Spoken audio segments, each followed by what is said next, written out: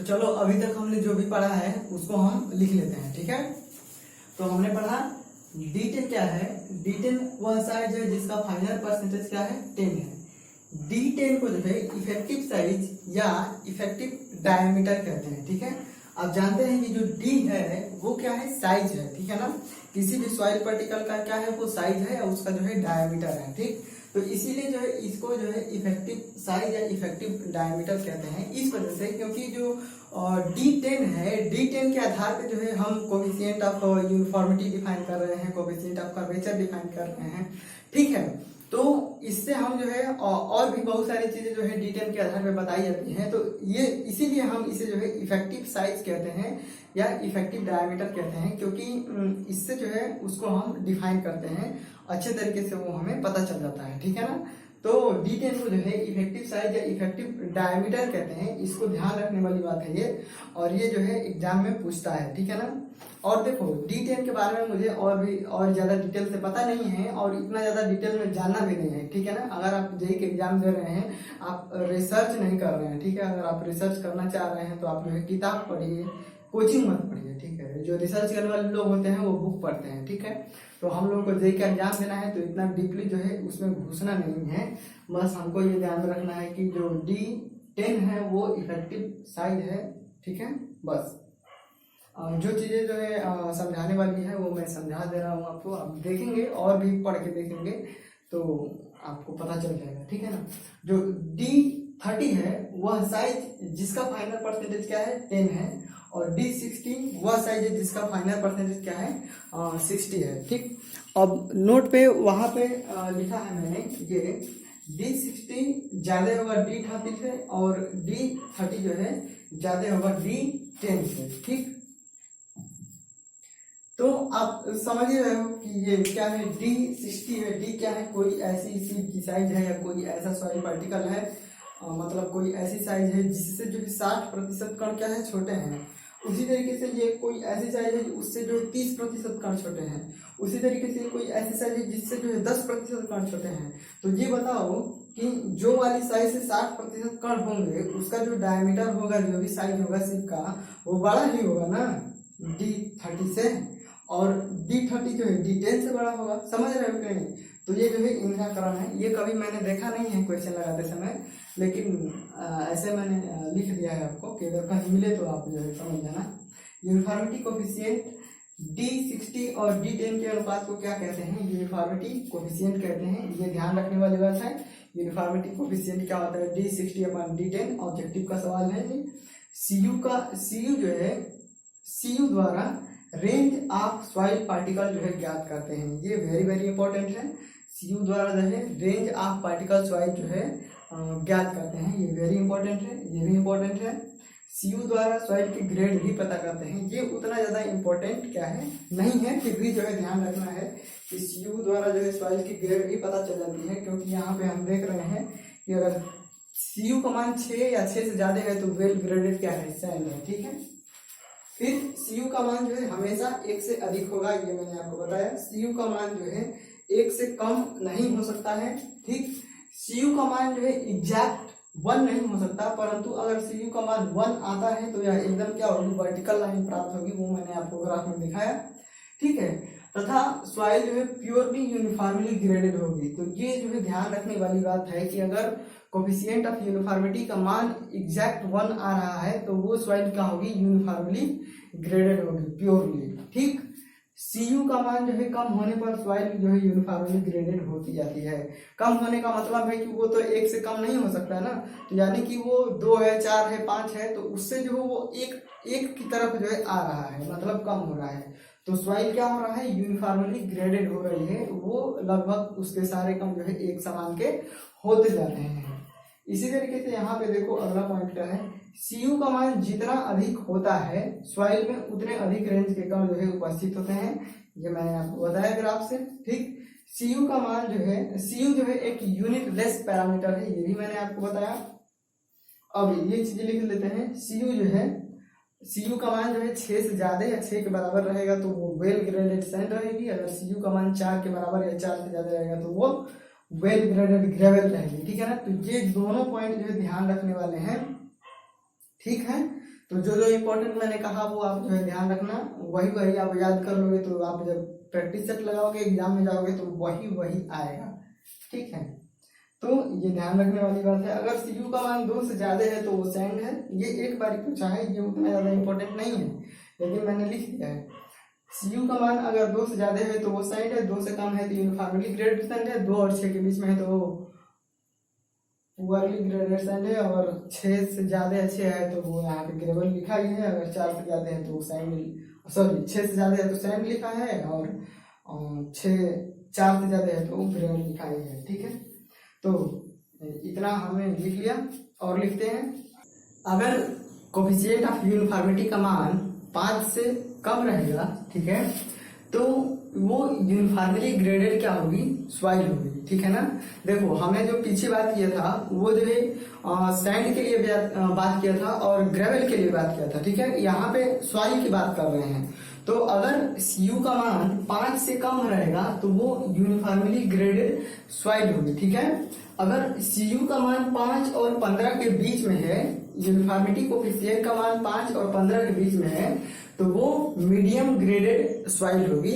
और अगर uniformity coefficient का मान 15 से अधिक रहेगा तो वो वेल ग्रेडेड सॉइल होगी, ठीक है। तो ये जो तीनों हैं, ये तीनों क्या हैं, इंपॉर्टेंट हैं, इसको जो है याद रखना है, ठीक है ना। तो ये चीज जो है ध्यान में रखना। और ये जो है सॉइल के लिए है, उधर हम बात कर रहे थे ग्रेवल और सैंड के लिए बात कर रहे थे, ठीक है। इस चीज को ध्यान में रखना। अब हम आते हैं अगला पॉइंट जो हमारा है, अगला कोफिशिएंट है कोफिशिएंट ऑफ कर्वेचर। इसको हम सी से जो है डिनोट करते हैं, ठीक है। और कोफिशिएंट ऑफ कर्वेचर जो है इसका ये फार्मूला है, हमने बताया आपको, D30 का square upon D60 into D10, ठीक है। अब देखो यहाँ पे सारा मैंने CU लिख दिया, ठीक है। इसको आप लोग CC लिख लेना, ठीक है। ये जितना भी CU लिखा हुआ है ये सारा CC जो है कर लेना। यहाँ पे मैं थोड़ा सा मिटा देता हूँ। तो देखो CC क्या है, कोफिशिएंट ऑफ कर्वेचर क्या है, एक डायमेंशन लेस पैरामीटर है, मतलब ये भी क्या है, यूनिट लेस है, इसका भी कोई मात्रक नहीं है। कैसे, देखो यहाँ पे D30 का स्क्वायर है तो D30 इंटू D30 दो बार लिखोगे, और नीचे D10 और D60 है तो ये क्या होगा, D क्या है, साइज है, कोई भी साइज है शिव की या पार्टिकल की तो वो क्या है mm में होगी। तो दो ऊपर 2 यूनिट और नीचे 2 mm क्या हो जाएगा, कट जाएगा, ठीक है ना। तो ये यूनिट लेस पैरामीटर है। सीयू द्वारा जो है पीएसडी कर्व का जो है शेप पता करते हैं। तो जो हमारा पार्टिकल साइज डिस्ट्रीब्यूशन जो कर्व मिला था या ग्रेन साइज डिस्ट्रीब्यूशन कर्व, तो इसके आधार पे हम उसका शेप कैसा होगा ये हम बताते हैं, ठीक है। सीयू द्वारा सॉइल की ग्रेड भी पता करते हैं। तो कोफिशिएंट ऑफ यूनिफॉर्मिटी द्वारा जो है, सॉरी कोफिशिएंट ऑफ कर्वेचर द्वारा जो है हमें सॉइल के ग्रेड के बारे में भी पता चलता है, वो हम यहाँ पे लिखेंगे। अगर कोफिशिएंट ऑफ कर्वेचर का मान, सारे जगह पे सीयू लिख दिया मैंने भाई, देखो ये ध्यान में रख लेना यार, लिख लेना, ठीक है। अगर कोफिशिएंट ऑफ कर्वेचर का मान 1 से ज्यादा या 1 के बराबर और 3 से कम या 3 के बराबर है तो वो वेल ग्रेडेड सॉइल होगी। तो कोफिशिएंट ऑफ कर्वेचर से जो है हमें सॉइल के ग्रेड के बारे में भी पता चलता है, ठीक है। तो सीयू और सीसी दोनों से सॉइल के ग्रेड के बारे में पता चलता है, लेकिन सीसी से हमें पीएचडी कर्व का शेप के बारे में पता चलता है और सीयू से हमें रेंज ऑफ पार्टिकल साइज के बारे में पता चलता है, ठीक है। तो ये पॉइंट जो है याद रखने वाली है कि सीयू द्वारा पीएचडी कर्व का हम शेप पता करते हैं, और सॉरी सीसी द्वारा जो है पीएचडी कर्व का शेप पता करते हैं, और सीयू द्वारा रेंज ऑफ पार्टिकल साइज पता करते हैं। ये दोनों इंपॉर्टेंट है, ठीक है ना। सीयू का मान जो है 1 से कम हो सकता है, 1 हो सकता है, या 1 से अधिक जो है हो सकता है, कुछ भी हो सकता है, ठीक है ना। अब अगर सीसी का मान जो है 1 से ज्यादा रहेगा या 1 के बराबर और 3 से कम या 3 के बराबर रहेगा तो वो जो है वेल ग्रेडेड क्या होगी, सॉइल होगी, ठीक है। ये क्या है, इंपॉर्टेंट है, ये भी इंपॉर्टेंट था, अभी जो मैंने बताया वो भी इंपॉर्टेंट है। और देखो यहाँ पे वेल ग्रेडेड सैंड होने के लिए 2 कंडीशन है, वो दोनों क्या है, सेटिस्फाई होनी चाहिए, ठीक है ना। और वेल ग्रेडेड ग्रेवल होने के लिए भी 2 कंडीशन है, और दोनों क्या होनी चाहिए, सेटिस्फाई होनी चाहिए, ठीक है। अगर कोफिशिएंट ऑफ यूनिफॉर्मिटी का मान 6 या 6 से ज्यादा है और कोफिशिएंट ऑफ कर्वेचर का मान 1 या 1 से अधिक और 3 या 3 के बीच में है, अगर ये दोनों कंडीशन सेटिस्फाई कर रही है तो ये वेल ग्रेडेड सैंड हो जाएगी। और इसके लिए अगर दोनों कंडीशन सेटिस्फाई हो रही है तो ये जो है वेल ग्रेडेड ग्रेवल हो जाएगी। ठीक है, इस चीज को ध्यान रखना। वेल ग्रेडेड होने के लिए जो है दोनों क्राइटेरिया फुलफिल होना चाहिए। ठीक है ना, तो ये चीज हो गया। अब देखो हमने अभी पढ़ा coefficient of uniformity, coefficient of curvature, और उससे जो है एक 2 फार्मूले बनते हैं, उनका यूज हम न्यूमेरिकल लगाते समय करते हैं। वो क्या क्या बनते हैं? ठीक है, तो मान लो हमने जो है CU कोफिशिएंट ऑफ यूनिफॉर्मिटी लिखा था D60/D10। अब देखो यहाँ पे जो है D, यहाँ पे CC और CU कर दे रहे हैं। ठीक है ना, कोफिशिएंट ऑफ कर्वेचर और कोफिशिएंट ऑफ यूनिफॉर्मिटी का आपस में गुणा कर देंगे तो क्या होगा, यहाँ पे D30 का स्क्वायर है। ठीक है, और यहाँ पे D60 इंटू D10, और यहाँ पे क्या होगा D60/D10। ठीक है, तो D60 से D60 क्या होगा, कट जाएगा, है ना। D60 से D60 कट गया और ये क्या हो जाएगा, D30 का स्क्वायर अपान D10 का क्या हो जाएगा, स्क्वायर। ठीक, अब इसको ऐसे भी लिख सकते हो कि D30/D10 का क्या हो गया यहाँ पे, स्क्वायर।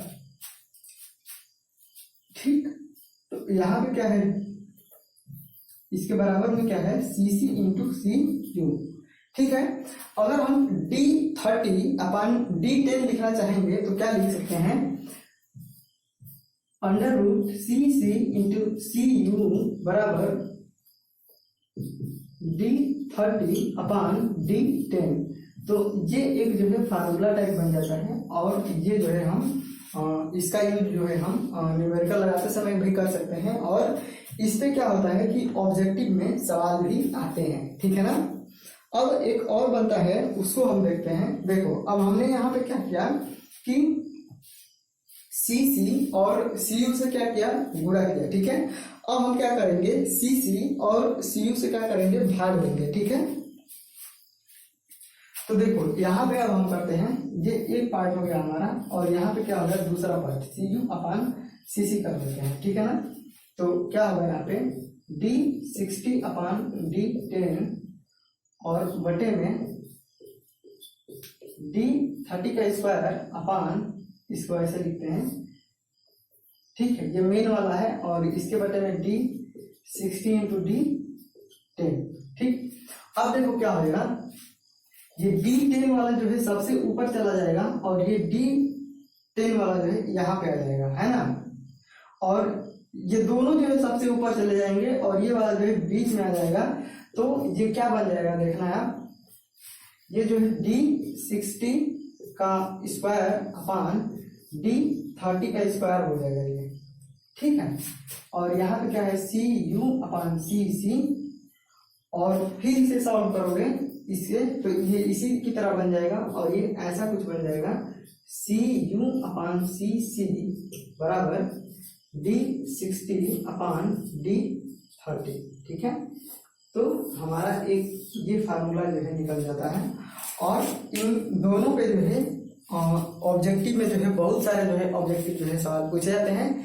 तो ये जो दोनों है फार्मूला, इनको भी याद रखना है, इस पे जो है ऑब्जेक्टिव आते हैं। ठीक है ना, तो अभी तक जो हमने जो है क्या किया कि पार्टिकल साइज डिस्ट्रीब्यूशन से जितने भी सारे रिलेटेड सभी थे वो सारे के सारे हमने पढ़ लिए। अब पार्टिकल साइज डिस्ट्रीब्यूशन जो है वो खत्म हो गया है। ठीक है, अब हम कंसिस्टेंसी पढ़ेंगे अगले वीडियो से। ठीक है, और जितना भी सारा जो भी एग्जाम में आया हुआ क्वेश्चन है वो सारे के सारे जो है इसमें लिखे हुए हैं, बस आपको जो है रटना है, और पढ़ना क्या है वो भी मैंने आपको बता रखा है। बस जो जो मैंने कहा है इम्पोर्टेंट है उसको आपको एकदम रट लेना है, वही आएगा। उसके अलावा जो है मैंने अभी तक तो नहीं देखा है कि उससे हट के जो है कोई पूछा है। ठीक है, तो जो जो मैंने कहा है उसको आप ऐसे इम्पोर्टेंट जो है लिखते जाना, क्योंकि आपको क्या रहेगा वो याद रहेगा, और जब